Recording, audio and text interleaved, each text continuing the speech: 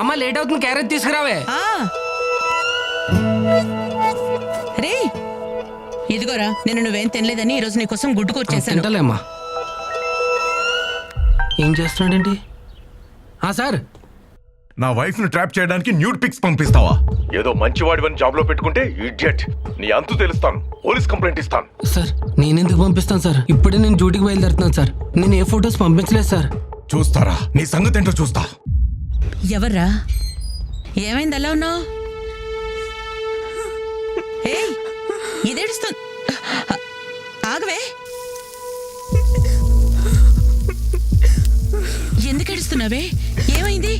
అమ్మా అది చెల్లి, ఏమైందే? అన్నయ్య, అమ్మా నా ఫొటోస్ అన్ని నోట్ ఫొటోస్ గా మార్ఫ్ చేసి సోషల్ మీడియాలో అందరికి షేర్ చేస్తానని బెదిరిస్తున్నాడు. అది నువ్వు లోన్ తీసుకున్నావంట కదా, అది రీపే చేయలేదని నా ఫొటోస్ అన్ని సోషల్ మీడియాలో అప్లోడ్ చేస్తానని వార్నింగ్ ఇస్తున్నారు. అవునరా, మేము మాయ కూడా ఫోన్ చేసి నువ్వు తీసుకున్న లోని వాణ్ణి కట్టమని గోల్ చేస్తున్నారంట, లేదంటే ఇంటికి వస్తామని బెదిరిస్తున్నారంట. నేను తీసుకున్నది 20,000 అమ్మా, కట్టింది 45,000. ఇంకా ఎంత కట్టాలంట? మరి ఏంద్రా ఈ గొడవ? చేసిందంతా చేసే లోపల దాక్కుంటా పెట్టరా, బయటికి రా. ఎద్దావా ఎరా, మీ పక్కింట్లో దిగిన పాపానికి మమ్మల్ని ప్రశాంతంగా బతకనివరా? ఏమైందన్నయ్య? ఏమైందని నెమ్మదిగా అడుగుతా వింటమ్మా. మీ ఓడి ఎవరి దగ్గర లోన్ తీసుకున్నాడంట, అది కాస్త ఎగ్గొట్టాడంట. ఆ యదవులందరూ నాకు కాల్ చేసి నన్ను నా కుటుంబాన్ని బండబూతులు తిడుతున్నారు. అయినా పోయిపోయి వాళ్ళందరికీ నువ్వు నా నెంబర్ ఎందుకు ఇచ్చావురా? ఒక్క నిమిషం బాబాయ్, మా పక్కింటి నెంబర్లు, మా బంధువుల నెంబర్లు మీకెలా వచ్చినాయిరా? యాప్ ఇన్స్టాల్ చేసినప్పుడే మొత్తం నీ అన్ని డీటెయిల్స్ వచ్చేసినాయి, అర్థమైందా? నీ ఫోటోస్, నీ వీడియోలు అన్ని వచ్చినాయి. రే, తీసుకున్న దానికి అసలు దానికి మొత్తం వడ్డీ కట్టేశాను కదరా.